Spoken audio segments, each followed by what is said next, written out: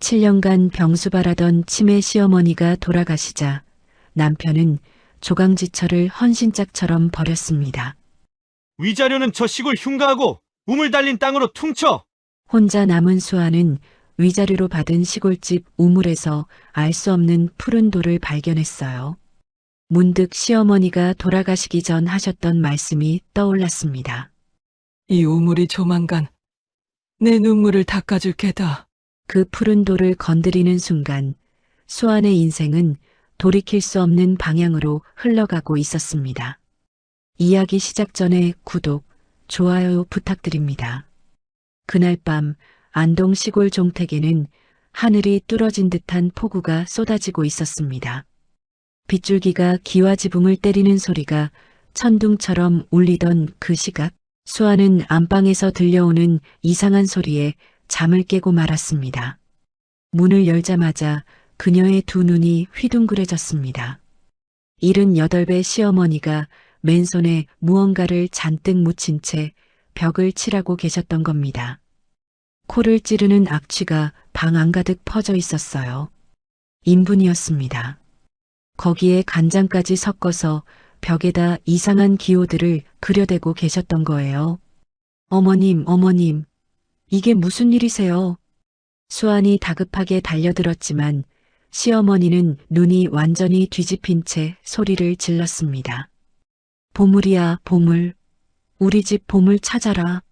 찾으란 말이다. 치매가 깊어진 뒤로 이런 일이 한두 번이 아니었습니다. 하지만 오늘은 유독 심했어요. 수아는 떨리는 손으로 시어머니를 붙잡았지만 70평생을 농사일로 단련된 노인의 힘은 생각보다 셌습니다. 손톱에 긁혀 팔뚝에서 피가 배어나왔지만 수아는 이를 악물고 시어머니를 끌어안았습니다. 한참을 씨름한 끝에 겨우 시어머니를 눕히고 수아는 방바닥에 주저앉아 휴대폰을 꺼냈습니다. 남편에게 전화를 걸었습니다. 신호음이 길게 이어지다가 마침내 연결이 됐는데 전화기 너머로 시끄러운 음악 소리와 웃음소리가 들려왔어요. 여보, 지금 어디예요? 어머님이 또 정신이 없으세요. 이번엔 정말 심해요. 제발 좀 내려와 주세요. 수아의 목소리가 울먹였습니다. 하지만 돌아온 대답은 차갑기 그지없었습니다. 뭐, 벽에 똥 좀 묻은 게 대수라고. 유난 떨지 말고 알아서 치워. 나 지금 바빠. 전화가 뚝 끊어졌습니다. 수아는 한동안 검게 꺼진 화면만 바라보았습니다. 결혼할 때 남편이 했던 말이 떠올랐어요. 당신이 어머니 모시면 나는 열심히 돈 벌게. 우리 그렇게 역할 나눠서 살자. 그 말을 믿고 7년을 버텼습니다. 36의 청춘을 이 낡은 시골집에 고스란히 묻어가며 버텼던 겁니다. 새벽녘이 되자 시어머니가 갑자기 축 늘어지셨습니다. 숨소리가 거칠어지고 얼굴이 하얗게 질렸어요. 수아는 겁이 덜컥 났습니다. 비옷도 제대로 못 챙긴 채 시어머니를 업고 빗길을 뛰었습니다. 읍내 병원까지 30분 거리를 수아는 미끄러지고 넘어지면서도 쉬지 않고 달렸습니다. 병원 응급실에 도착해서 치료를 받게 되었는데 문제는 그 다음이었어요. 수납 창구에서 카드를 내밀었더니 한도 초과라는 말이 돌아왔습니다. 남편이 카드 한도를 막아버린 거예요. 수아는 새파랗게 질린 얼굴로 병원 복도에 서서 아는 사람들에게 전화를 돌렸습니다. 새벽 4시, 5시에 전화를 받아줄 사람이 누가 있겠습니까? 결국 수아는 병원 로비에서 무릎을 꿇고 지나가는 사람들에게 읍소해야 했습니다. 그때 마침 새벽 운동을 나왔다가 병원에 들른 김씨 할머니가 수안을 발견했습니다. 마을에서 수안의 사정을 누구보다 잘 아는 분이셨어요. 세상에 수안아, 이게 무슨 꼴이냐? 김씨 할머니가 품에서 돈을 꺼내 쥐어주셨습니다. 네가 진짜 딸이다. 그놈의 자식은 사람도 아니여. 울지 마라, 응? 울지 마. 수아는 할머니의 손을 잡고 말없이 눈물만 흘렸습니다. 서러움이 북받쳐서 아무 말도 할 수가 없었어요. 입원 수속을 마치고 시어머니 곁에 앉아 있는데 휴대폰에 문자 알림이 떴습니다. 모르는 번호였어요. 열어보니 사진 한 장이 먼저 눈에 들어왔습니다. 젊은 여자가 남편과 나란히 침대에 누워 찍은 셀카였습니다. 그 아래 메시지가 적혀 있었어요. 아직도 그 냄새나는 노인네 수발드니 우리 오빠 이제 당신 잊었어. 적당히 하고 떨어져. 수아의 손이 부들부들 떨렸습니다. 휴대폰을 쥔 손에 힘이 들어가 손마디가 하얗게 질렸어요. 수아는 병원 복도로 뛰쳐나가 비상계단에서 주저앉아 소리 없이 울었습니다. 며칠 뒤 시어머니를 모시고 집으로 돌아왔습니다. 한밤중에 수아는 마당에 나와 섰습니다. 보름달이 휘영청 떠 있었고 그 달빛이 뒷마당 오래된 우물 위로 쏟아지고 있었어요. 수아는 천천히 우물 쪽으로 걸어갔습니다. 우물 안을 들여다보았습니다. 깊고 어두운 물속에 달이 동그랗게 비치고 있었어요. 한 발짝만 더 내디디면 끝날 것 같았습니다. 이 지긋지긋한 고통에서, 이 끝없는 굴욕에서 벗어날 수 있을 것 같았어요. 그런데 그 순간 구름에 가려져 있던 달이 완전히 모습을 드러내면서 우물 안가득 은빛 물결이 찰랑거렸습니다. 묘한 평온함이 수아의 마음을 감쌌어요. 마치 누군가가 아직은 아니다라고 말해주는 것 같았습니다. 다음 날 저녁 수아는 정성껏 쌀미음을 쑤어서 시어머니 방으로 들어갔습니다. 시어머니가 미음을 한 숟갈 드시더니 갑자기 수아의 손을 꼭 잡으셨어요. 그런데 그 눈빛이 평소와 달랐습니다. 흐릿하던 눈동자가 맑아져 있었어요. 수아나. 시어머니가 또렷하게 수아의 이름을 부르셨습니다. 7년 만에 처음 듣는 맑은 목소리였어요. 내 딸아, 미안하다. 이 우물이 조만간 내 눈물을 닦아줄 게다. 알겠지? 수아는 그 말뜻을 알 수 없었습니다. 그저 시어머니의 손을 잡고 눈물만 흘렸어요. 어머님, 무슨 말씀이세요? 저한테 왜 미안하세요? 시어머니는 희미하게 웃으셨습니다. 그리고 눈을 감으셨어요. 그것이 마지막이었습니다. 다음 날 아침 수아이 문을 열었을 때 시어머니는 이미 차갑게 식어 계셨습니다. 이상하게도 시어머니의 두 손에는 낡은 쇠갈고리가 꼭 쥐어져 있었어요. 수아이 7년 동안 우물을 청소할 때 쓰던 그 갈고리였습니다. 수아는 시어머니의 손을 잡고 한참을 울었습니다. 왜 이 갈고리를 쥐고 계셨는지, 우물이 눈물을 닦아준다는 말이 무슨 뜻인지 그때는 알 수가 없었습니다. 시어머니의 장례는 읍내 장례식장에서 치르게 되었습니다. 수아는 홀로 장례 절차를 준비해야 했어요. 남편에게 수십 번 전화를 걸었지만 받지 않았고 겨우 연결이 됐을 때도 알아서 해.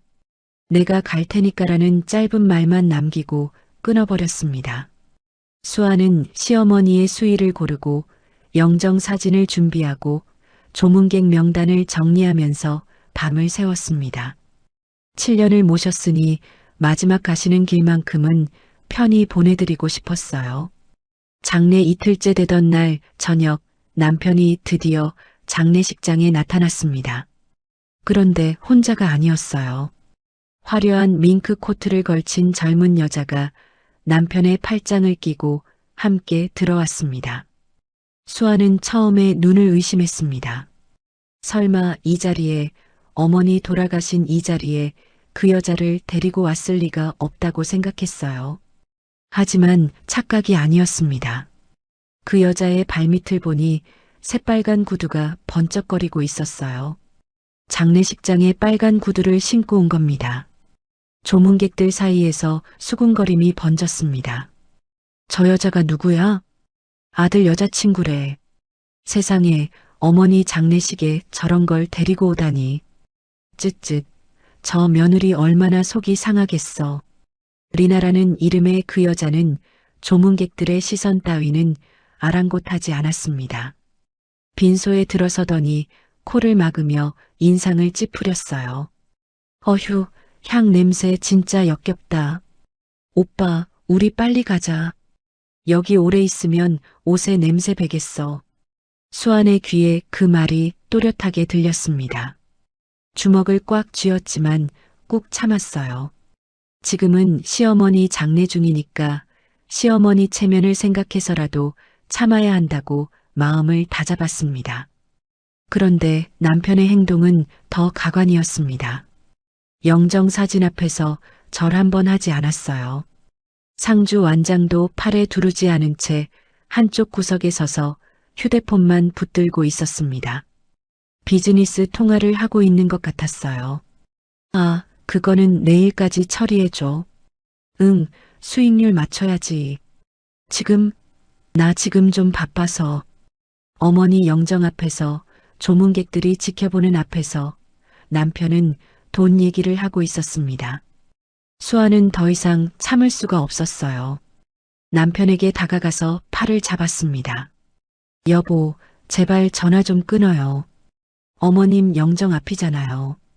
남편이 귀찮다는 듯 손을 뿌리쳤습니다. 시끄러워. 내가 바쁜 거 몰라? 그 순간 수아의 손이 먼저 움직였습니다. 찰싹 하는 소리와 함께 남편의 뺨에 손바닥 자국이 선명하게 찍혔어요. 장례식장이 순간 조용해졌습니다. 남편의 얼굴이 시뻘겋게 달아올랐습니다. 그리고 다음 순간 남편이 수아의 머리채를 움켜쥐었어요. 야, 인연이 미쳤어? 사람들 보는 앞에서 남편 뺨을 때려. 수안이 비명을 질렀습니다. 남편은 수안을 밀쳐 바닥에 넘어뜨리더니 소리를 질렀어요. 솔직히 말해봐. 네가 우리 어머니 죽인 거 아니야? 7년 동안 뭘 했길래 어머니가 돌아가셔. 조문객들이 웅성거리기 시작했습니다. 그때 한쪽에서 노인 한 분이 벌떡 일어나셨어요. 시어머니의 친척 어른이셨습니다. 진여가, 이놈아. 노인이 지팡이를 짚고 비틀거리며 앞으로 나오셨습니다. 네 애비가 살아있었으면 네 다리를 분질렀을 거다. 이게 사람이냐, 이게. 노인은 분을 사귀지 못하고 가슴을 치시다가 그 자리에서 쓰러지셨어요. 주변이 아수라장이 되었습니다. 사람들이 노인을 부축하고 수아는 바닥에서 일어나지도 못한 채 엉엉 울었습니다. 그 소동이 채 정리되기도 전에 남편이 품에서 누런 서류 봉투를 꺼내 바닥에 던졌습니다. 서류들이 흩어졌어요. 이혼 서류였습니다. 나 바빠서 오래 못 있어. 여기 도장 찍어. 위자료는 저 시골 흉가하고 우물 딸린 땅으로 퉁친다. 요즘 시세로 한 10억쯤 되니까 감사히 받아. 수아는 바닥에 흩어진 서류들을 멍하니 내려다보았습니다. 7년이었습니다. 청춘을 바쳐 시어머니를 모셨고 남편을 믿고 기다렸고 이 집을 지켜왔습니다. 그 대가가 고작 이혼 서류 한 장이었어요. 그때 리나가 다가오더니 빈소 한쪽에 놓인 시어머니의 유품 상자를 발로 걷어찼습니다. 상자가 엎어지면서 안에 있던 물건들이 쏟아져 나왔어요. 낡은 서책들, 오래된 놀이개, 색이 바랜 사진들, 시어머니의 소중한 물건들이 바닥에 나뒹굴었습니다.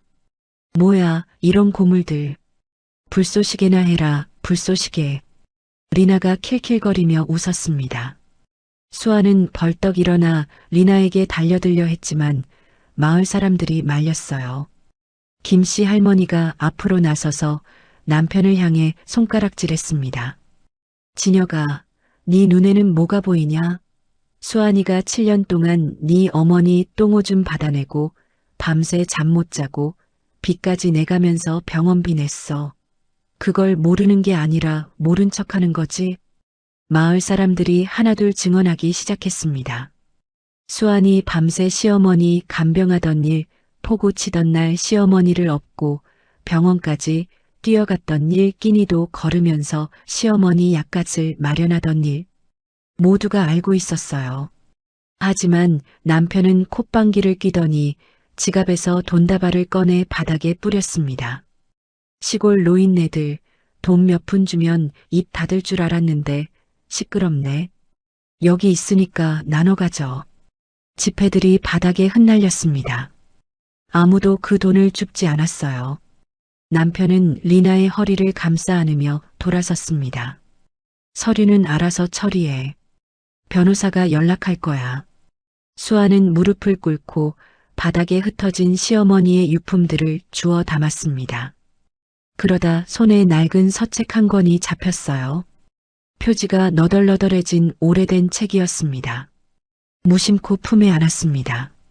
그리고 천천히 이혼 서류를 집어들었어요. 수아의 눈에서 더 이상 눈물이 흐르지 않았습니다. 대신 그 눈 속에 차가운 빛이 어렸어요. 수아이 낮은 목소리로 중얼거렸습니다. 그래, 이 집과 우물. 내가 가져갈게. 대신 당신은 평생 후회하게 될 거야. 그 말이 남편의 귀에 들렸는지는 알 수 없었습니다. 남편과 리나는 이미 장례식장 주차장으로 걸어가고 있었어요. 번쩍이는 외제차에 시동이 걸리고 굉음을 내며 떠나갔습니다. 장례식장 마당에는 매연 냄새와 흙먼지만 남았습니다. 수아는 그 뒷모습을 말없이 바라보았습니다. 가슴속에서 무언가가 단단하게 굳어지는 것이 느껴졌어요. 슬픔이 아니었습니다. 그것은 분노였고 결심이었습니다.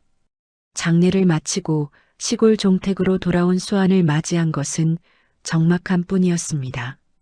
대문을 열고 들어서니 마당에는 낙엽이 수북이 쌓여 있었고 처마 밑에는 거미줄이 드리워져 있었어요. 불과 며칠 사이에 집이 이렇게 황량해질 수 있다는 게 믿기지 않았습니다. 아니, 어쩌면 원래 이랬는지도 몰라요. 시어머니가 계셨을 때는 미처 느끼지 못했던 것인지도요. 수아는 시어머니가 쓰시던 낡은 빗자루를 들고 마당으로 나왔습니다. 뒷마당 우물가에 쌓인 낙엽을 쓸기 시작했어요. 쓱쓱 쓱쓱 빗자루 소리만 고요한 마당에 울렸습니다. 낙엽을 쓸다 말고 수아는 그 자리에 주저앉아 울었습니다. 목 놓아 울었어요. 아무도 없으니까, 누가 볼 일도 없으니까 실컷 울어도 괜찮았습니다. 며칠이 지나도 수아는 집 밖으로 나가지 못했습니다. 부엌에서 밥을 지으려다가 찬장 구석에서 작은 종이 한 장을 발견했어요. 시어머니의 손글씨였습니다. 된장국 끓이는 법이 적혀 있었어요. 된장 한 숟갈, 두부 반모, 파 송송. 수아이 입맛에 맞게 간 봐서 넣을 것. 마지막 줄에는 이렇게 적혀 있었습니다. 우리 수아이 밥 굶지 말고 잘 챙겨 먹어라. 수아는 그 종이를 가슴에 꼭 안고 한참을 울었습니다. 치매가 깊어진 뒤로 시어머니는 수아의 이름도 못 알아보시는 날이 많았어요. 그런데 이 메모는 언제 쓰신 걸까요? 정신이 맑으셨던 어느 날 몰래 적어두신 걸까요? 수아는 알 수 없었습니다. 다만 시어머니가 자신을 얼마나 아끼셨는지 그 마음만은 또렷하게 느껴졌어요. 그날 밤부터 이상한 일이 시작되었습니다. 밤마다 우물 깊은 곳에서 통하는 소리가 들려왔어요. 처음에는 바람 소리인가 싶었습니다.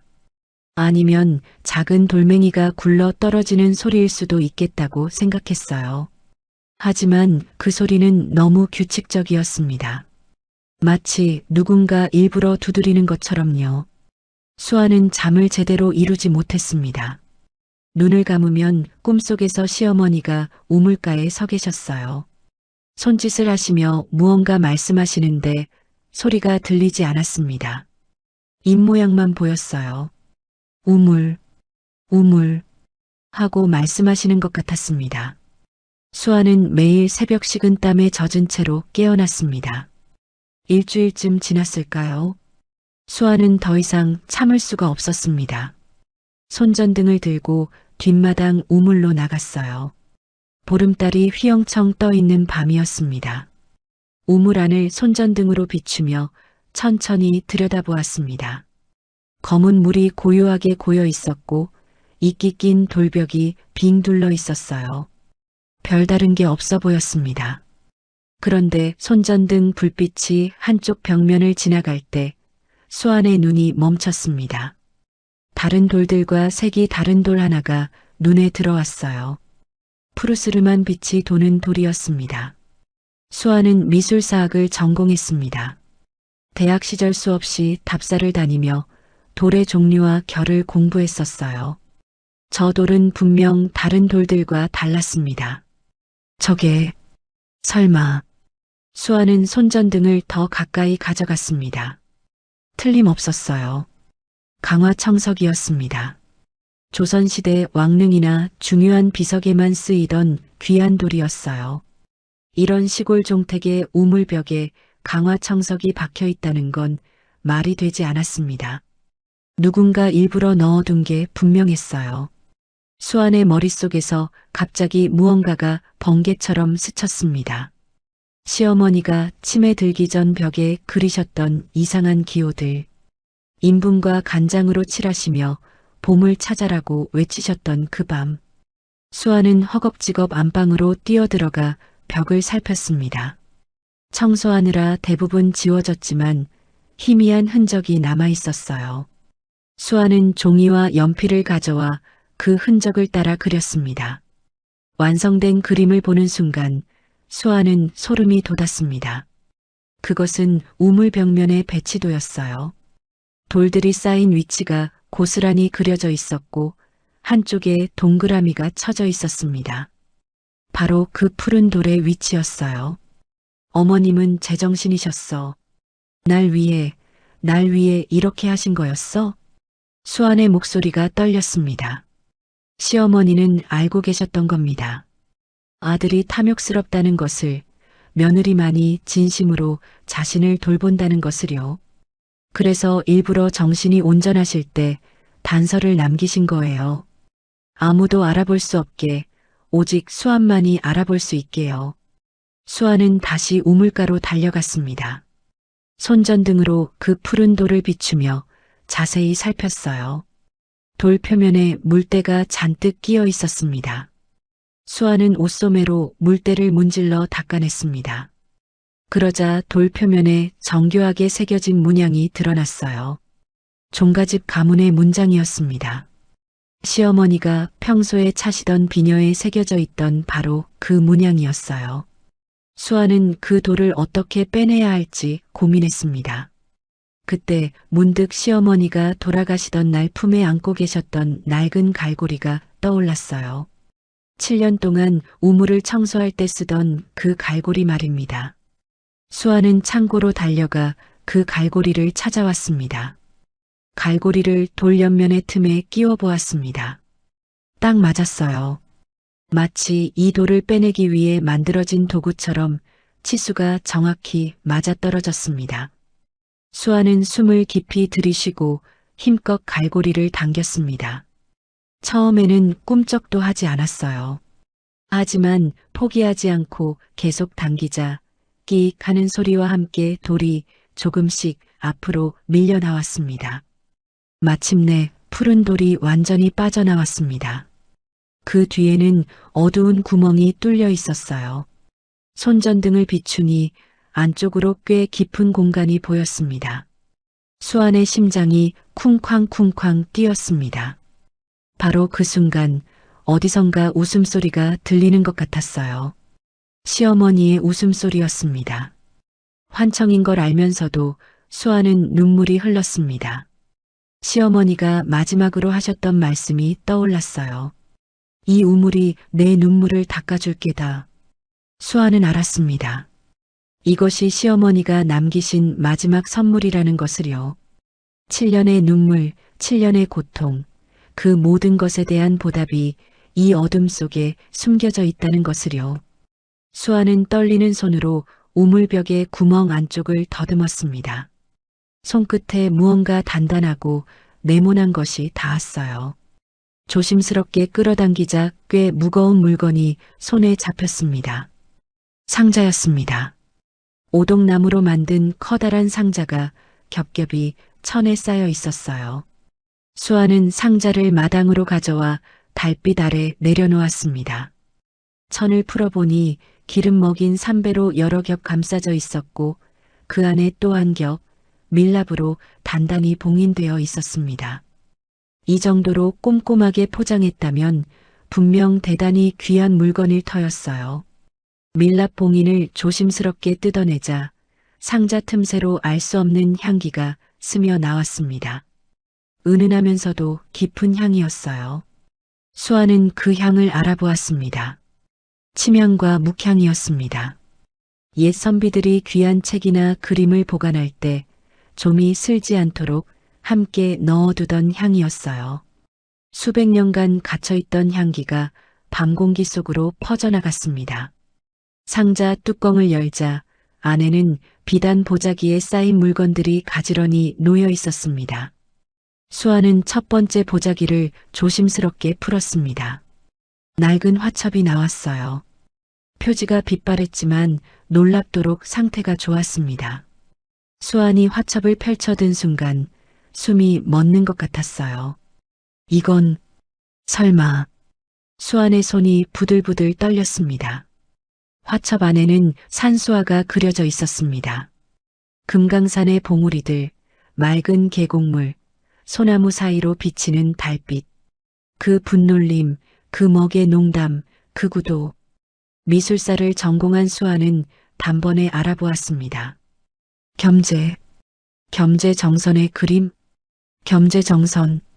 조선시대 최고의 화가로 꼽히는 분이셨습니다.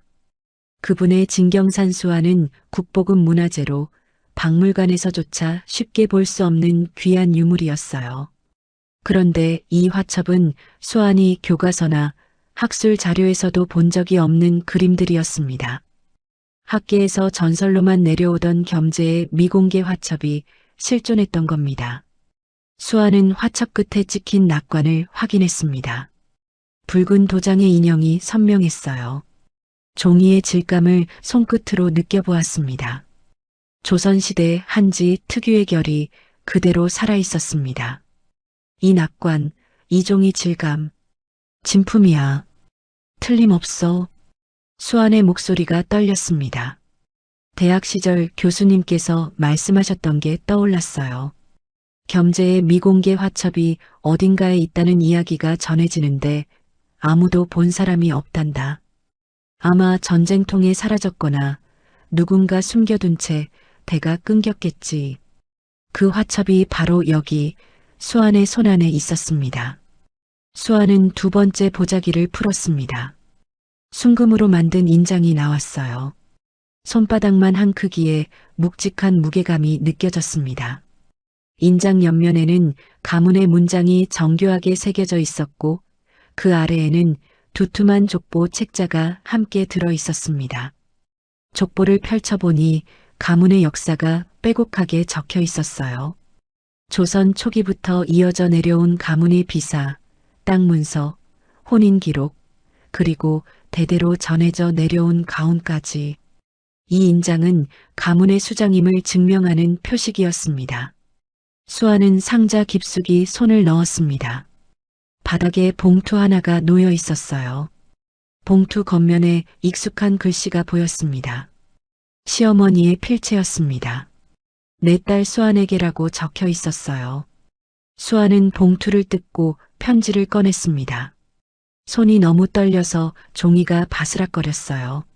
수아나, 이 편지를 읽고 있다면 넌 우물의 비밀을 찾은 게로구나. 잘했다, 내 딸아. 수아의 눈에서 눈물이 흘러내렸습니다. 편지는 이어졌습니다. 진혁이는 내 뱃속에서 나왔지만 사람이 아니더라. 어릴 때부터 알았어. 그의 눈에는 돈밖에 없었고 사람의 정이라곤 찾아볼 수가 없었지. 내가 맨정신일 때도 치매 걸린 척 연기한 것도 다 이유가 있었단다. 만약 내가 멀쩡했다면 진혁이가 이 보물을 빼앗으려 들었을 게야. 그래서 일부러 그랬어.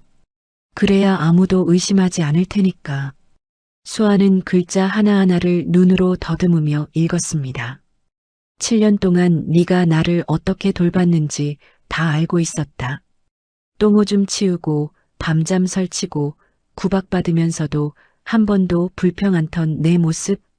내 진짜 자식은 너였어, 수아나. 이 유물들은 모두 내 것이다. 법적으로도 문제없게 유언장을 공증해 두었으니 걱정하지 마라. 진혁이는 상속에서 완전히 제외했다. 이것이 내가 너에게 줄 수 있는 마지막 선물이다. 수아는 편지를 가슴에 꼭 안고 엉엉 울었습니다. 시어머니가 멀쩡하셨을 때 왜 말씀해 주시지 않았는지, 왜 혼자 그 무거운 비밀을 짊어지셨는지 이제야 조금 알 것 같았어요. 어머님 살아계실 때 제가 찾아드렸어야 했는데 왜 저한테 말씀 안 하셨어요? 왜 혼자 그러셨어요? 수아는 한참을 울다가 상자 안을 다시 살폈습니다. 낡은 장부 사이에 두툼한 종이 뭉치가 끼워져 있었어요. 꺼내보니 무기명 채권이었습니다. 액수를 확인한 수아의 눈이 커졌습니다. 당장의 생활고를 해결하고도 남을 만큼 엄청난 금액이었어요. 수아는 다시 우물 안을 들여다보았습니다. 손전등으로 비춰보니 돌 사이사이에 검은 물질이 채워져 있었어요. 수치였습니다. 그리고 흰 가루가 섞여 있었는데 석회였습니다.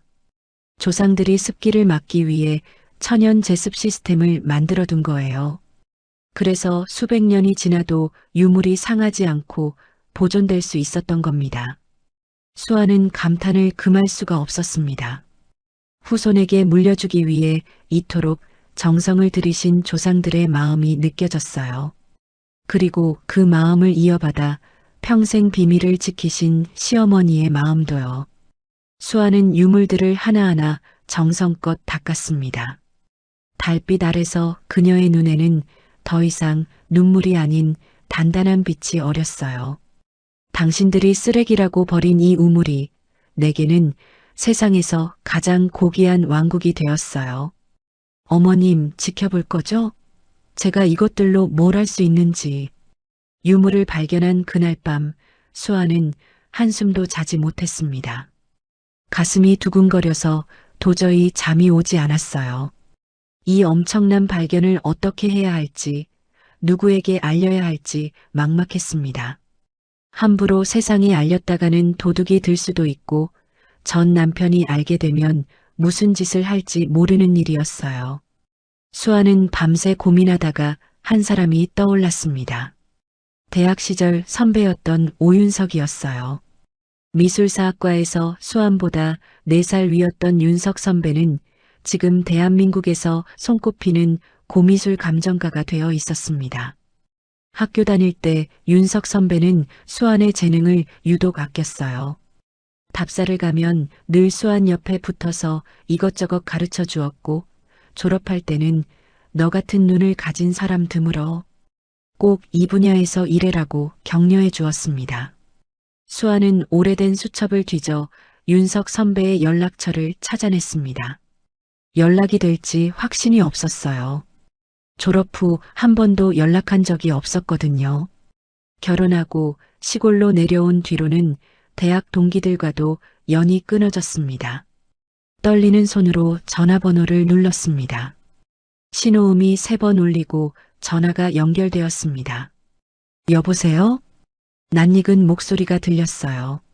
수아는 목이 메어 한동안 말을 잇지 못했습니다. 선배님, 저 지수환이에요. 미술사학과 4학번. 전화기 너머에서 잠시 침묵이 흘렀습니다. 그리고 놀란 목소리가 터져 나왔어요. 수환이? 지수환? 세상에, 이게 얼마만이야. 10년도 넘었지? 그동안 어디서 뭐하고 살았어? 수아는 자초지종을 간략하게 설명했습니다. 결혼해서 시골에서 시어머니를 모시고 살았다는 것, 얼마 전 시어머니가 돌아가셨다는 것, 그리고 이혼을 했다는 것까지요. 윤석 선배는 말없이 듣다가 한숨을 쉬었습니다. 고생 많았구나. 그래서 무슨 일로 전화한 거야? 설마 안부 전화만 하려고 연락한 건 아닐 텐데. 수아는 심호흡을 하고 말을 이었습니다. 선배님, 사진 한 장 보내드릴게요. 보시고 연락 주세요. 수아는 화첩 사진 한 장을 찍어 보냈습니다. 낙관이 선명하게 보이도록 신경 써서 찍은 사진이었어요. 전화기 너머로 사진을 확인하는 소리가 들렸습니다. 그리고 긴 침묵이 이어졌어요. 선배님, 거기 계세요? 대답이 없었습니다. 전화가 끊어졌나 싶어 화면을 확인하려는데 윤석 선배의 다급한 목소리가 들려왔습니다. 수아나, 지금 거기가 어디야? 안동이라고 했지? 주소 불러봐. 내가 지금 바로 내려간다. 수아니 주소를 알려주자 윤석 선배는 절대 아무한테도 말하지 마. 사진도 더 찍지 마. 내가 갈 때까지 그냥 가만히 있어라는 말을 남기고 전화를 끊었습니다. 서울에서 안동까지 차로 3시간이 넘게 걸리는 거리였어요. 게다가 이미 밤 11시가 넘은 시각이었습니다. 새벽 2시가 조금 넘었을 때 대문 밖에서 차 소리가 들렸습니다. 수아니 마당으로 나가니 윤석 선배가 허겁지겁 들어오고 있었어요. 얼굴이 상기되어 있었고 손에는 커다란 가방을 들고 있었습니다. 윤석 선배는 수아를 보더니 다짜고짜 물었습니다. 그 화첩 어디 있어? 수아니 안방으로 안내하자 윤석 선배는 화첩을 본 순간 그 자리에 털썩 무릎을 꿇었습니다. 그리고 화첩을 향해 깎듯이 절을 올렸어요. 세상에, 세상에. 윤석 선배의 눈에 눈물이 글썽거렸습니다. 가방에서 돋보기와 전문 장비들을 꺼내 화첩을 정밀하게 살피기 시작했어요.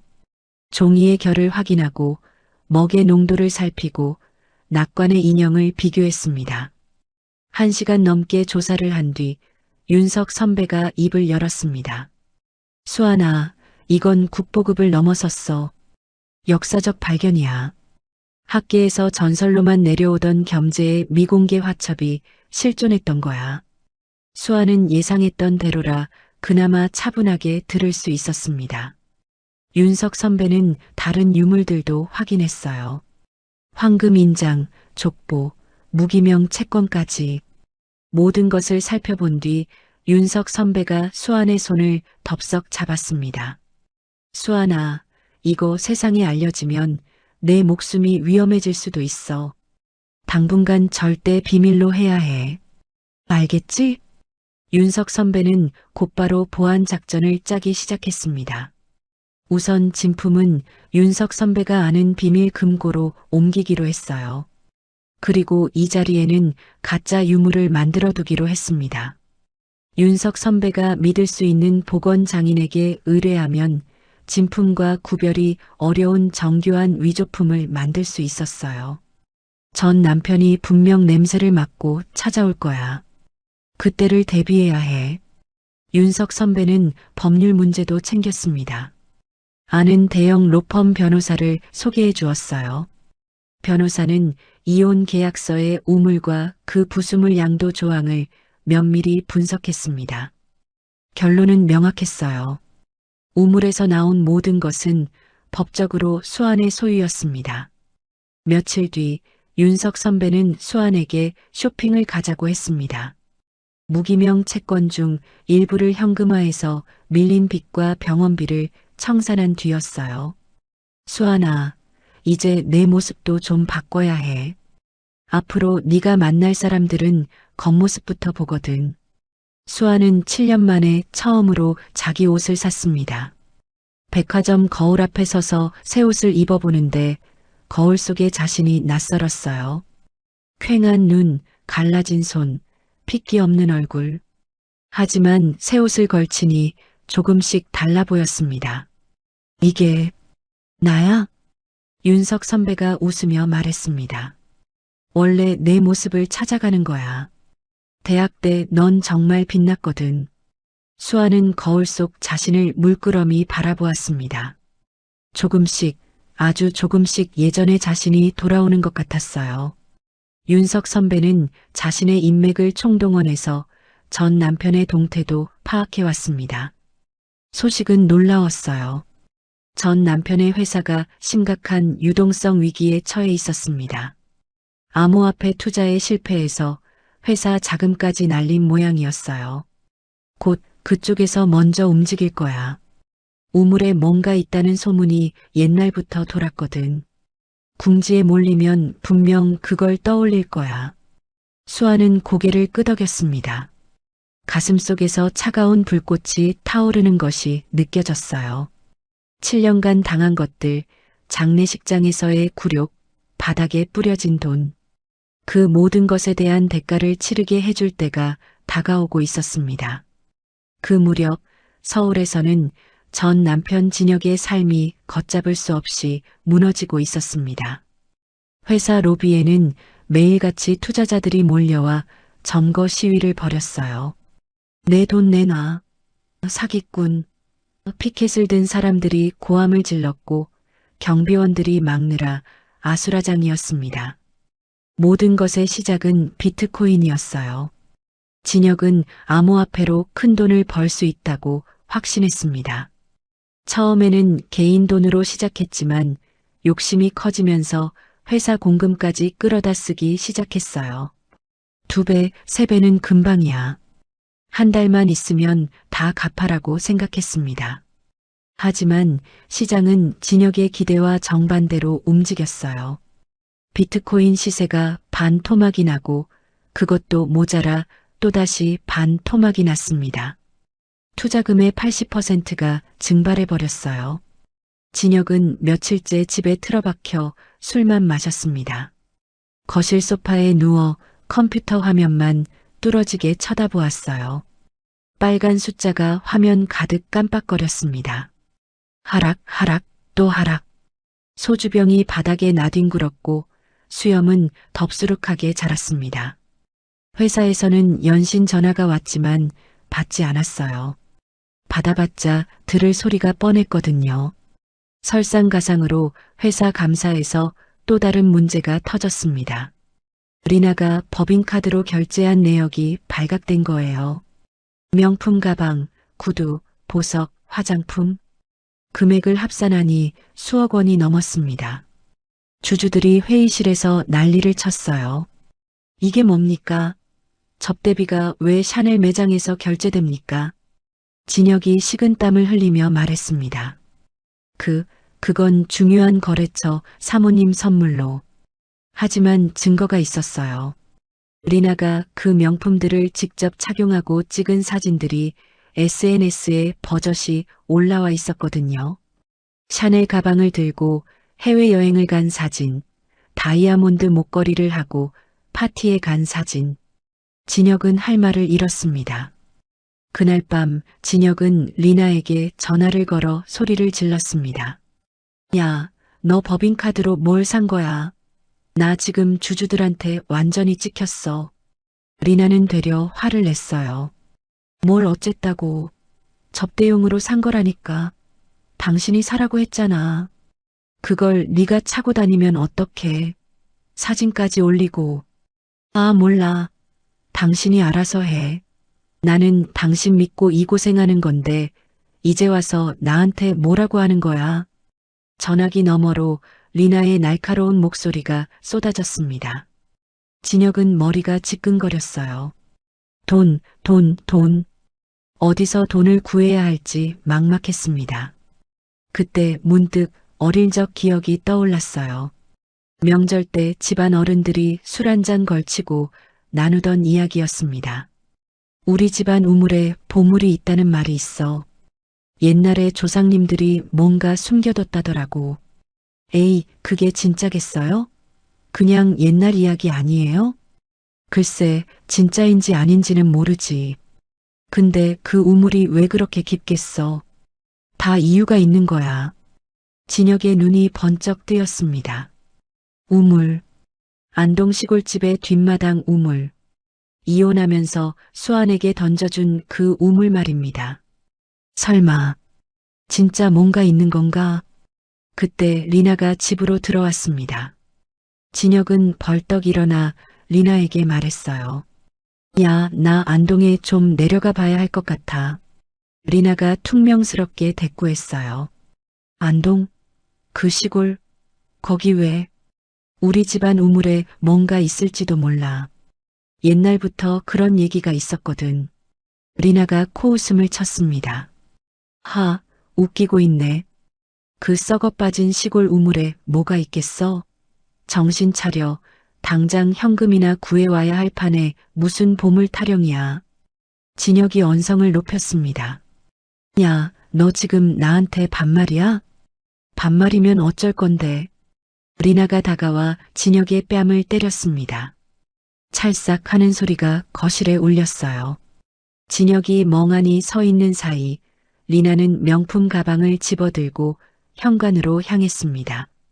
나 나간다. 당신이 돈 구해올 때까지 안 들어와. 문이 쾅 닫혔습니다. 진혁은 부어오른 뺨을 어루만지며 중얼거렸어요. 그래, 그 우물은 원래 우리 집 거잖아. 아버지가 물려주신 거잖아. 내가 찾아가면 되는 거지. 이혼 서류? 그딴 거 어떻게든 하면 돼. 진혁은 아는 변호사에게 전화를 걸어 이혼 계약서를 무효화할 방법이 있는지 물었습니다. 변호사는 어렵다고 했어요. 그러자 진혁은 다른 방법을 생각해냈습니다. 우물을 강제로 철거해버리면 어떨까? 포크레인을 몰고 가서 그냥 부숴버리면 되지 않을까? 한편 수아는 윤석 선배의 조언에 따라 미끼를 던지기로 했습니다. SNS에 사진 한 장을 올렸어요. 우물가에서 찍은 사진이었습니다. 세련되게 차려입은 수안이 은은하게 미소 짓고 있었고 그 아래에는 이런 문구가 적혀 있었습니다. 어머님이 남기신 선물을 찾았습니다. 감사해요, 어머님. 그 사진이 올라간 지 하루도 안 돼서 진혁의 친구 하나가 캡처를 보내왔습니다. 야, 네 전처 요즘 완전 달라졌더라. 이거 봐. 진혁이 사진을 확인하는 순간 눈이 휘둥그레졌습니다. 7년간 낡은 잠바에 헝클어진 머리를 하고 시어머니 수발만 들던 그 여자가 맞나 싶었어요. 사진 속의 수아는 마치 다른 사람 같았습니다. 그리고 그 문구, 어머님이 남기신 선물. 인연이 뭔가 찾았구나. 진혁의 얼굴이 시뻘겋게 달아올랐습니다. 분노와 탐욕이 뒤섞여 눈이 뒤집혔어요. 리나도 그 사진을 보았습니다. 질투심이 불타올랐어요. 자기보다 훨씬 초라했던 그 여자가 어느새 자기보다 나아 보였거든요. 리나는 이를 갈았습니다. 전현이 감히. 내가 직접 가서 확인해 봐야겠어. 다음 날 아침 진혁은 포크레인 기사를 섭외했습니다. 그리고 안동을 향해 차를 몰았어요. 백미러로 서울 하늘이 점점 멀어지는 게 보였습니다. 진혁의 입가에 비열한 웃음이 떠올랐습니다. 지수한, 네가 뭘 찾았든 그건 원래 내 거야. 내가 다 뺏어갈 거다. 폭풍이 다가오고 있었습니다. 그날 새벽 수아는 잠을 이루지 못했습니다. 가슴이 답답하고 불길한 예감이 떠나지 않았어요. 창밖으로 새벽빛이 어스름하게 번지고 있었습니다. 수아는 이불을 걷어차고 일어나 뒷마당으로 나갔습니다. 우물가에 서서 하늘을 올려다보았어요. 먼동이 트기 직전의 어둠이 아직 짙게 깔려 있었습니다. 어머님, 왜 이렇게 마음이 안 놓일까요? 수안이 중얼거렸습니다. 바람이 불어와 우물물이 찰랑거렸어요. 마치 시어머니가 대답이라도 하시는 것 같았습니다. 아침 해가 떠오르고 1시간쯤 지났을 때였습니다. 마을 어귀에서 굉음이 들려왔어요. 쿵, 쿵, 쿵. 무거운 기계가 움직이는 소리였습니다. 수안이 대문 밖으로 뛰어나가 보니 노란색 포크레인 한 대가 좁은 시골길을 따라 올라오고 있었습니다. 그 뒤로 번쩍이는 외제차가 따라왔어요. 차에서 내린 사람은 전 남편 진혁이었습니다. 그 옆에는 정말 뭔가가 나올 수 있다라는 생각에 따라온 리나가 하이힐을 신고 서 있었어요. 진혁의 얼굴에는 광기가 서려 있었습니다. 지수한, 나와. 진혁이 대문을 박차고 마당으로 들어왔습니다. 포크레인 기사도 따라 들어왔어요. 수환이 뒷마당 우물 앞을 막아섰습니다. 당신 여기 왜 왔어요? 수환의 목소리는 의외로 차분했습니다. 진혁이 비웃으며 다가왔어요. 뭘 찾았는지 몰라도 그건 원래 우리 집 한 거야. 순순히 내놔. 이 집과 우물은 이혼 계약서에 따라 제 소유예요. 법적으로요. 법? 그딴 거 나한테 통할 것 같아? 비키지 않으면 너까지 묻어버린다. 진혁이 포크레인 기사에게 턱짓을 했습니다. 기사가 머뭇거리며 시동을 걸었어요. 거대한 포크레인 집게가 우물 쪽으로 서서히 움직였습니다. 멈춰요. 여기 한 발짝만 더 오면 고소할 거예요. 수환이 두 팔을 벌려 우물 입구를 막았습니다. 그 모습을 본 리나가 희죽거리며 다가왔어요. 어머, 아직도 깝치네. 네가 뭔데 우리 오빠한테 대들어? 리나가 수환의 멱살을 움켜쥐었습니다. 보물 어디 숨겼어? 당장 내놔. 순간 수환의 손이 번개처럼 움직였습니다. 찰싹? 리나의 뺨에 손바닥 자국이 선명하게 찍혔어요. 리나가 비명을 지르며 비틀거렸습니다. 하이힐 굽이 마당에 지늘게 빠져버렸어요. 중심을 잃은 리나가 털썩 주저앉으며 명품 코트가 온통 흙투성이가 되었습니다. 으악, 내 코트. 이거 3천만 원짜리야. 리나가 울부짖었지만 아무도 신경 쓰지 않았어요. 그때 마을 쪽에서 웅성거리는 소리가 들렸습니다. 소식을 듣고 마을 사람들이 달려온 거예요. 맨 앞에 김씨 할머니가 서 있었습니다. 뒤에는 마을 장정 대여섯 명이 괭이와 삽을 들고 따라왔어요. 이게 무슨 짓이고? 김씨 할머니가 지팡이를 들어 진혁을 가리켰습니다. 진혁아, 네 애미 영정 앞에서 절도 안 하던 놈이 무슨 낯짝으로 여기로 와. 부끄러운 줄 알아라. 마을 장정들이 포크레인 앞을 막아섰습니다. 기사가 당황해서 시동을 끄고 내렸어요. 저는 돈 받고 온 건데. 가라. 당장 가. 장정들이 소리쳤습니다. 기사는 허겁지겁 포크레인에 올라타 후진하기 시작했어요. 진혁의 얼굴이 시뻘개졌습니다. 시골 노인네들이 뭘 안다고. 이건 우리 집안 일이야. 바로 그때 대문 밖에서 승용차 한 대가 멈춰 섰습니다. 차에서 내린 것은 양복을 빼입은 중년 남자와 서류 가방을 든 여자였어요. 수환이 미리 연락해둔 변호사였습니다. 변호사가 천천히 다가와 서류 한 장을 진혁 앞에 내밀었습니다. 강진혁 씨, 이건 이혼 계약서 확정 판결문입니다. 이 우물과 그 부속물, 그리고 이 땅 위의 모든 것은 법적으로 지수한 씨 소유입니다. 지금 하시는 행동은 주거침입과 재물손괴에 해당합니다. 한 발자국만 더 나아가시면 즉시 고소 조치하겠습니다. 진혁이 서류를 낚아채 읽어보았습니다. 손이 부들부들 떨렸어요. 모든 게 합법적으로 막혀 있었습니다. 진혁의 표정이 순식간에 변했습니다. 광기 어린 눈빛이 사라지고 그 자리에 비굴함이 깔렸어요. 진혁이 갑자기 털썩 무릎을 꿇었습니다. 수환아. 진혁의 목소리가 떨렸습니다. 수환아, 내가 잘못했어. 내가 정말 잘못했어. 제발 한 번만 봐줘. 우리 어머니 유물 좀 팔아서 회사 살리자. 응? 나 이대로 가면 완전히 망해. 수아는 무릎 꿇은 진혁을 차갑게 내려다보았습니다. 어머니?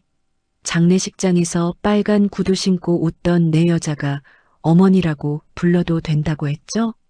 그때 어머니 영정 앞에서 절 한 번 했어요?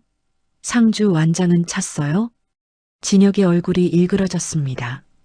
눈에서 눈물이 흘러내렸어요. 진심인지 연기인지 알 수 없었습니다. 수아나, 제발. 나 진짜 죽게 생겼어. 하지만 수아는 고개를 돌려버렸습니다. 7년 전이었다면, 아니 1년 전이었다면 그 눈물에 마음이 흔들렸을지도 몰라요. 하지만 지금은 아니었습니다.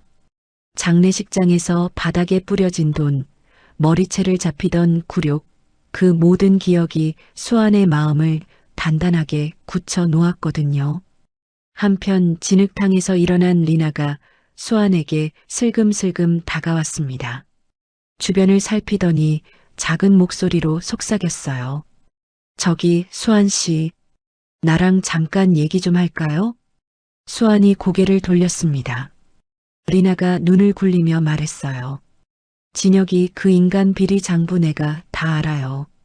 그거 주면 당신한테 유리할 거예요. 대신 보물 좀 나눠줘요.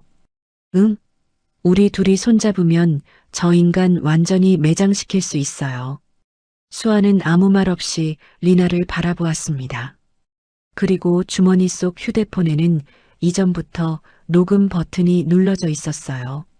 리나는 그것도 모르고 계속 떠들어댔습니다. 어차피 진혁이 저 인간은 끝났어요. 나도 이제 정 떨어졌고 우리끼리 잘해봐요, 응? 수안이 마침내 입을 열었습니다. 다 들었어요. 잘 녹음해뒀으니까 걱정 마세요. 리나의 얼굴이 하얗게 질렸습니다.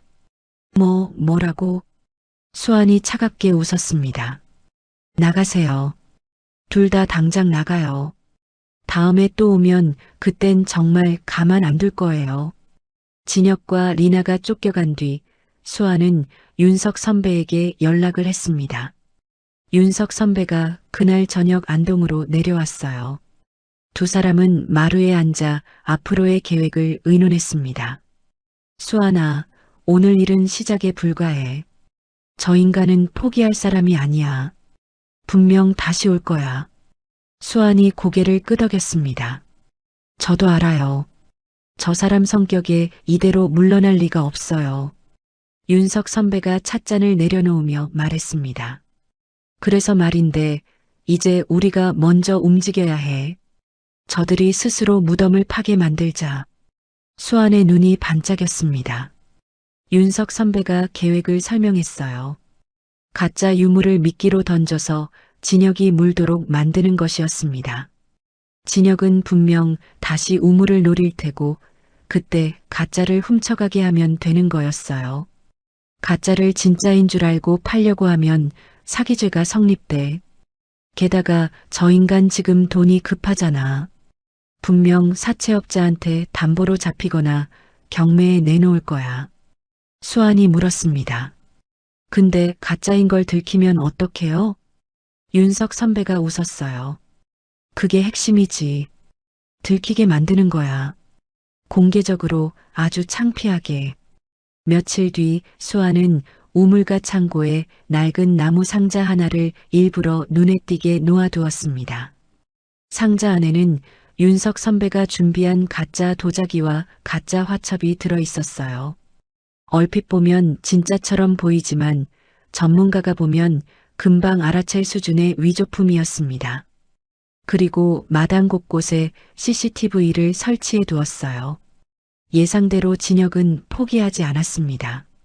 서울로 돌아간 지 일주일 만에 다시 안동으로 내려왔어요. 이번에는 한밤중이었습니다. 새벽 2시 진혁은 담을 넘어 몰래 마당으로 침입했습니다. 손전등을 켜고 두리번거리다가 창고에 놓인 상자를 발견했어요. 이거다. 진혁의 눈이 탐욕으로 빛났습니다. 상자를 열어보니 도자기와 낡은 화첩이 들어 있었어요. 진혁은 CCTV가 자신을 찍고 있다는 것도 모른 채 상자를 들고 허겁지겁 담을 넘어 도망쳤습니다. 그 모습이 고스란히 녹화되었어요. 서울로 돌아온 진혁은 상자를 열어보며 환호성을 질렀습니다. 이거면 살 수 있어. 이거면 다 해결돼.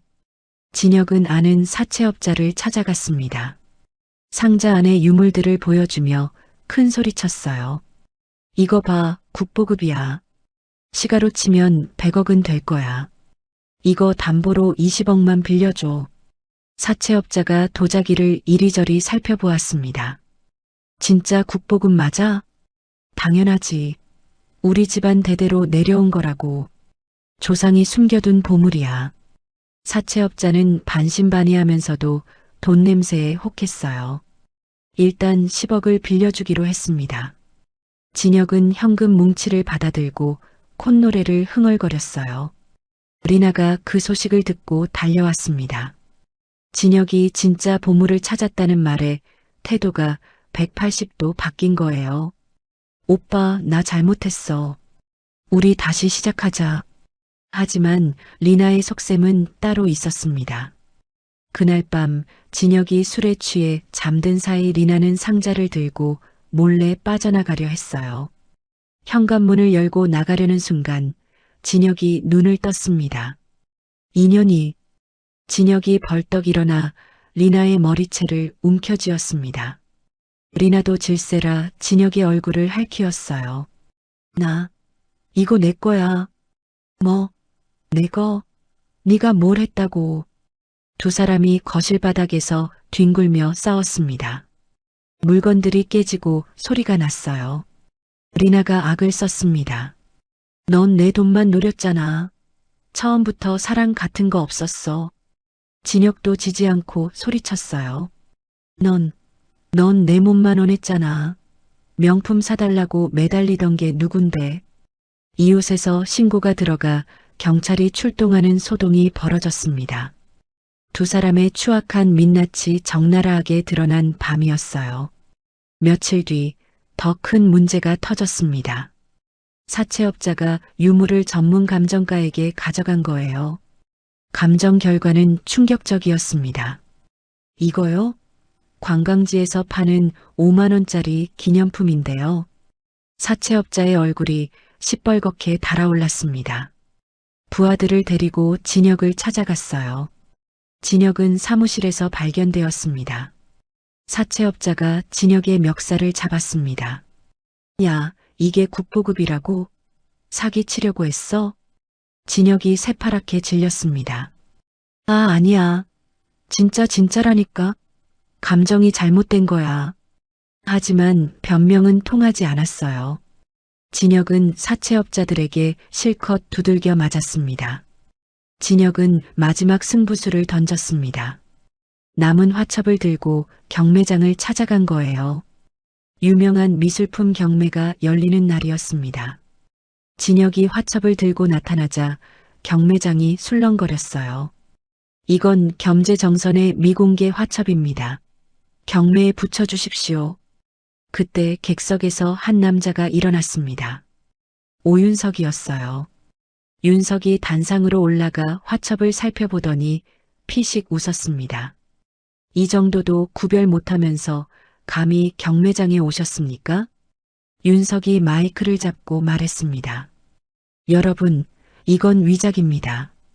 종이 질감, 먹의 농도, 낙관의 인형. 전부 가짜예요. 이런 걸 가지고 오신 분이 누구십니까? 수백 명의 시선이 진혁에게 쏠렸습니다. 진혁은 그 자리에서 얼굴이 하얗게 질렸어요.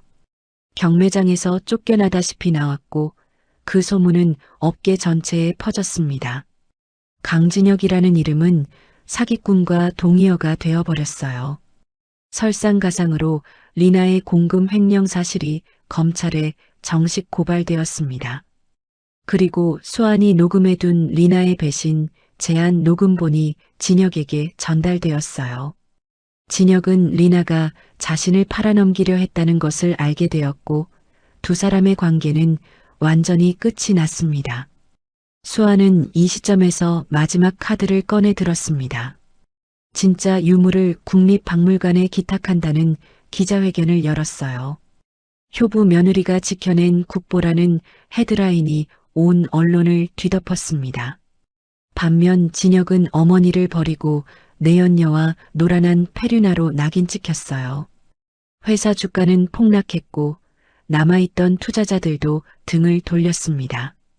친구들의 전화는 더 이상 오지 않았어요. 진혁은 모든 것을 잃고 길거리로 쫓겨났습니다. 진혁이 사회적으로 매장당하고 얼마 지나지 않아 법원에서 소환장이 날아왔습니다. 시어머니의 유산 상속에 관한 재판이었어요. 진혁이 유언장 무효 소송을 제기한 것이 받아들여져서 정식 재판이 열리게 된 겁니다. 마지막 발악이었어요. 재판 당일 서울 가정법원 앞은 취재진으로 북적였습니다. 효부 며느리와 폐륜 아들의 유산 다툼이라는 소식에 언론이 몰려든 거예요. 수환이 변호사와 함께 법원 계단을 올라갔습니다. 단정한 정장 차림에 차분한 표정이었어요. 기자들의 플래시가 터졌지만 수환은 묵묵히 앞만 보고 걸었습니다. 잠시 후 진혁이 나타났습니다. 불과 몇 달 전만 해도 번듯한 사업가였던 그가 지금은 완전히 다른 사람 같았어요. 양복은 구겨져 있었고 면도도 제대로 하지 않아 수염이 덥수룩했습니다. 눈 밑에는 짙은 다크서클이 내려앉아 있었어요. 기자들이 질문을 퍼부었지만 진혁은 고개를 숙인 채 아무 말도 하지 않았습니다. 법정 안은 팽팽한 긴장감으로 가득 찼습니다. 판사가 재판 시작을 알렸어요. 진혁 측 변호사가 먼저 발언했습니다. 피상속인명 여사는 유언장 작성 당시 이미 치매 증상이 있었습니다. 따라서 이 유언장은 무효입니다. 수환 측 변호사가 일어났습니다. 재판장님, 증거자료 제출하겠습니다. 변호사가 서류 뭉치를 제출했어요. 시어머니가 유언장을 작성하던 날의 병원 진단서, 정신감정 기록, 그리고 공증인의 확인서였습니다. 모두 시어머니가 맑은 정신 상태에서 유언장을 작성했음을 증명하는 자료였어요. 명 여사는 유언장 작성 당시 정신 감정 결과 완전한 의사 능력이 있었습니다. 공증인도 이를 확인했습니다. 진혁이 벌떡 일어났습니다. 거짓말이야. 우리 엄마는 치매였어. 벽에다 똥칠하고 다녔다고. 판사가 의사봉을 두드렸습니다. 피고인, 발언권 없이 말씀하시면 안 됩니다. 하지만 진혁은 멈추지 않았어요. 저 여자가 우리 엄마를 속인 거야. 치매 걸린 노인한테 사기친 거라고. 수환 측 변호사가 침착하게 말했습니다. 재판장님, 추가 증거가 있습니다. 피상속인명 여사께서 생전에 직접 촬영하신 영상 메시지입니다. 법정 내 스크린에 영상이 재생되기 시작했습니다. 화면에 시어머니가 나타났어요. 화면 속 시어머니는 또렷한 눈빛으로 카메라를 바라보고 계셨습니다. 치매 환자의 모습이 아니었어요. 이 영상을 보고 있다면 이미 내가 세상을 떠난 뒤겠구나. 시어머니의 목소리가 법정에 울려 퍼졌습니다. 진혁아, 듣고 있니? 네가 내 아들이라서 부끄럽다. 어릴 때부터 알았어. 내 눈에는 돈밖에 없고 사람의 정은 눈곱만큼도 없다는 걸. 내가 아프다고 했을 때 네가 한 말 기억하니? 요양원에 넣으면 되잖아. 왜 귀찮게 해? 그게 자식이 할 말이더냐? 진혁의 얼굴이 일그러졌습니다. 반면에 수환이는 달랐어. 7년 동안 하루도 빠짐없이 날 돌봐줬다. 똥오줌 치우면서도 한 번도 인상 안 찌푸렸어. 그 애가 내 진짜 자식이야. 내 모든 재산과 유물은 수환이에게 간다. 진혁이 너는 단 한 푼도 가져갈 자격이 없어. 영상이 끝났습니다. 법정이 조용해졌어요. 진혁은 의자에 털썩 주저앉았습니다. 얼굴이 하얗게 질려 있었어요. 어머니의 입에서 직접 나온 말. 그것은 어떤 변명으로도 뒤집을 수 없는 증거였습니다. 판사가 판결을 내렸습니다. 원고의 청구를 기각합니다. 피상속인의 유언장은 유효하며 모든 재산은 지수한 씨에게 상속됩니다. 진혁이 고개를 푹 숙였습니다. 어깨가 들썩거렸어요. 울고 있는 것 같았습니다. 하지만 이미 늦었습니다. 같은 시각 다른 법정에서는 리나의 재판이 진행되고 있었습니다. 횡령, 명예훼손, 주거침입. 죄목이 줄줄이 이어졌어요. 리나는 끝까지 발뺌했습니다. 나도 피해자예요. 진혁이가 시킨 거라고요.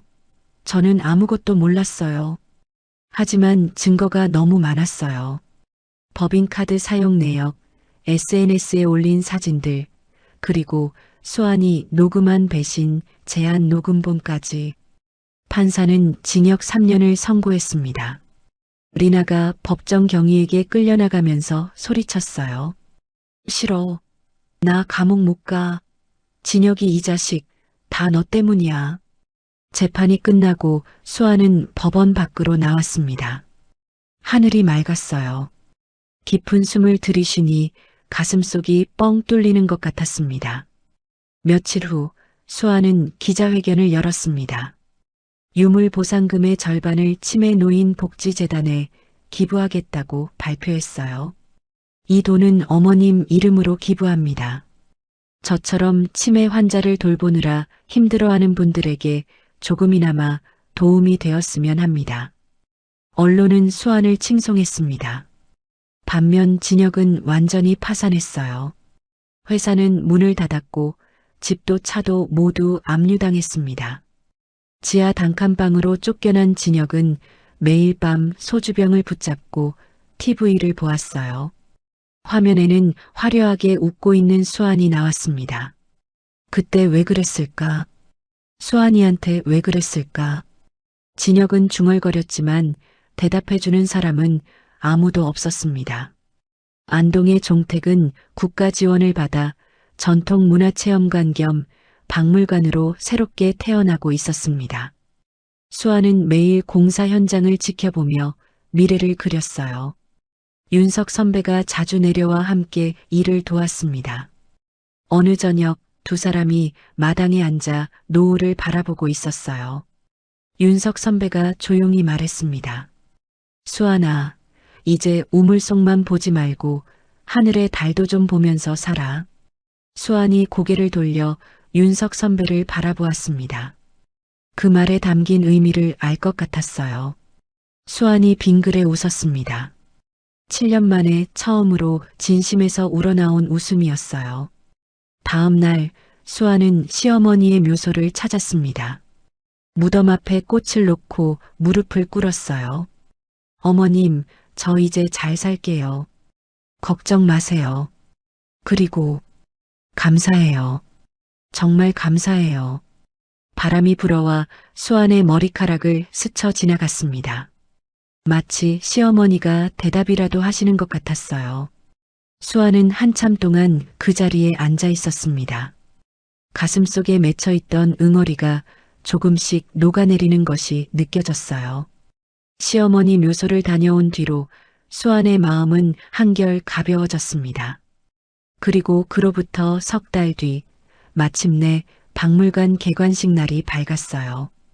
안동 시골 마을에 이렇게 많은 사람이 모인 건 처음 있는 일이었습니다. 기자들, 문화재 관계자들, 지역 주민들까지 마당을 가득 메웠어요. 폐가나 다름없던 낡은 종택은 완전히 새로운 모습으로 탈바꿈해 있었습니다. 전통 기와지붕은 그대로 살리면서 내부를 현대식 전시관으로 꾸몄어요. 입구에는 달빛 우물 박물관이라는 현판이 걸려 있었습니다. 시어머니가 마지막으로 남기신 말씀, 이 우물이 내 눈물을 닦아줄 계다라는 문구가 현판 아래 작은 글씨로 새겨져 있었어요. 수환이 단상에 올랐습니다. 플래시가 터지고 카메라 셔터 소리가 연달아 울렸어요. 수환은 마이크를 잡고 잠시 숨을 고른 뒤 입을 열었습니다. 오늘 이 자리에 서기까지 7년이라는 시간이 걸렸습니다. 수환의 목소리가 차분하게 울려 퍼졌어요. 저는 7년 동안 이 집에서 시어머니를 모셨습니다. 힘들었어요. 포기하고 싶은 날도 많았어요. 하지만 어머님은 끝까지 저를 믿어주셨습니다. 이 유물들은 그 믿음이 지켜낸 것입니다. 수환이 뒷마당 쪽을 가리켰습니다.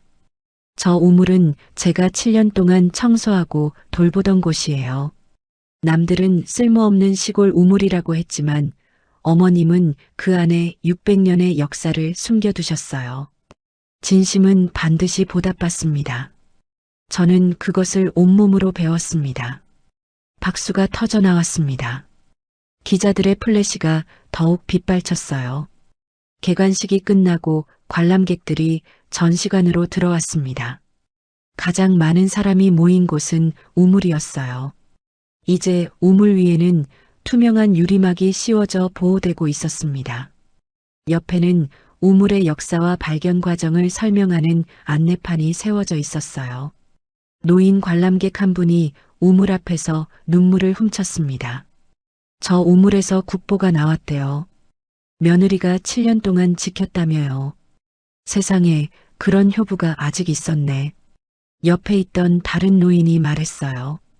우리 며느리도 저랬으면 좋겠다. 아유, 부럽네. 수아는 멀찍이서 그 모습을 지켜보았습니다. 사람들이 우물 앞에서 감동받는 모습을 보니 가슴이 뭉클해졌어요. 그 시각 박물관 밖 골목에는 초라한 행색의 남자가 서성거리고 있었습니다. 진혁이었어요. 낡은 작업복 차림에 안전모를 쓰고 있었습니다. 공사판 막노동을 전전하던 그가 이 근처에서 일하다가 몰래 빠져나온 거였어요. 진혁은 박물관 현판을 올려다보았습니다. 화려하게 변한 종택, 줄지어 들어가는 관람객들, 그리고 단상에서 연설하는 수아의 모습, 전부 TV 뉴스에서 본 장면이었지만 직접 보니 더욱 충격이었어요. 저기가 원래 내 집이었는데. 진혁이 중얼거렸습니다. 그때 경비원이 다가왔어요. 아저씨, 여기서 뭐 하세요? 관계자 아니면 비켜주세요. 진혁이 고개를 숙였습니다. 아, 아닙니다. 그냥 구경하려고. 경비원이 의심스러운 눈초리로 진혁을 훑어보았습니다. 행사 관계자만 출입 가능해요. 저리 가세요. 진혁은 고개를 푹 숙인 채 뒷걸음질 쳤습니다. 지나가던 사람들이 힐끔힐끔 쳐다보았지만 아무도 말을 걸지 않았어요. 진혁은 골목 끝에 서서 한참 동안 박물관을 바라보다가 돌아섰습니다. 어깨가 축 처진 뒷모습이 쓸쓸하기 그지없었어요. 같은 날 교도소에서는 리나가 TV를 보고 있었습니다. 뉴스에 수안의 모습이 나왔어요. 화려한 조명 아래에서 웃고 있는 수안. 리나의 손톱이 벽을 긁었습니다. 그때 그 집만 안 넘겼어도. 리나가 이를 갈았습니다. 하지만 곁에서 위로해주는 사람은 아무도 없었어요. 같은 방 수감자들은 리나를 거들떠보지도 않았습니다. 저녁이 되자 수아는 마을 사람들을 초대해 잔치를 열었습니다. 마당에 긴 테이블을 놓고 음식을 푸짐하게 차렸어요. 마을 사람들이 하나둘 모여들었습니다. 김씨 할머니가 가장 먼저 왔어요. 우리 수안이 정말 장하다. 장해. 수안이 품에서 작은 상자를 꺼냈습니다. 시어머니의 유품 중 가장 귀한 놀이개였어요. 할머니, 이거 받으세요. 그때 병원비 빌려주셨잖아요. 그리고 항상 편들어 주셨잖아요. 이건 제 마음이에요. 김씨 할머니가 손사래를 쳤습니다. 아이고, 이런 귀한 걸 어떻게 해. 나는 당연한 걸 한 것뿐인데. 받으세요. 어머님도 기뻐하실 거예요. 김씨 할머니가 놀이개를 받아들고 눈물을 글썽거렸습니다. 우리 수안이가 이렇게 잘 되니까 명여사도 하늘에서 웃고 계시겠다. 그 양반 참 복 많이 받았어. 너 같은 며느리 둬서. 잔치가 한창일 때 윤석 선배가 수안에게 다가왔습니다. 수안아, 잠깐 얘기 좀 할까? 두 사람이 정원 쪽으로 걸어갔어요.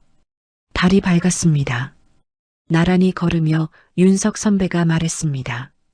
박물관 개관도 잘 됐고 이제 다음 프로젝트 생각해 볼 때가 된 것 같아. 다른 지역에도 이런 숨겨진 유물들이 있을 수 있거든. 수환이 고개를 끄덕였습니다. 좋은 생각이에요. 어머님이 남기신 족보에도 다른 가문들 이야기가 있더라고요. 윤석 선배가 걸음을 멈추고 수환을 바라보았습니다. 수환아, 나 앞으로도 내 곁에 있어도 되겠니? 수환이 윤석 선배를 올려다보았습니다.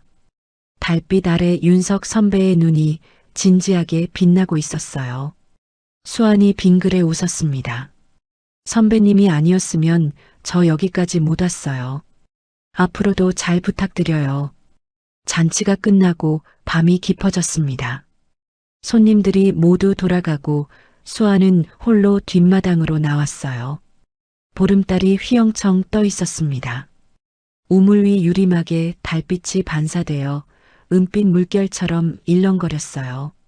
수아는 우물 앞에 섰습니다. 유리막 너머로 우물 안을 들여다보았어요. 깊고 어두운 물속에 보름달이 둥그렇게 비치고 있었습니다. 그 달빛 속에서 수아는 자신의 얼굴을 보았어요. 더 이상 지치고 초라한 얼굴이 아니었습니다. 환하게 빛나는 얼굴이었어요. 어머님, 수아는 나지막이 불렀습니다. 우물물은 마르지 않았어요. 제 마음속에도요. 바람이 불어왔습니다. 우물물이 찰랑거렸어요. 달빛이 물결을 따라 춤을 추었습니다. 그 순간 수아는 보았습니다. 물속에 비친 달빛 사이로 시어머니의 미소가 겹쳐 보이는 것 같았어요. 환상인 걸 알면서도 수아는 눈물이 흘렀습니다. 하지만 이번에는 슬픈 눈물이 아니었어요. 수아는 하늘을 올려다보았습니다. 보름달이 환하게 빛나고 있었습니다. 우물 속 깊은 곳에서 달빛을 향해 고개를 드니 세상이 다르게 보였어요. 7년의 눈물이 만들어낸 기적, 진심이 빚어낸 새로운 전설, 그 모든 것이 이 우물에서 시작되었습니다. 달빛 우물의 이야기는 이제 끝이 아닌 새로운 시작이었습니다.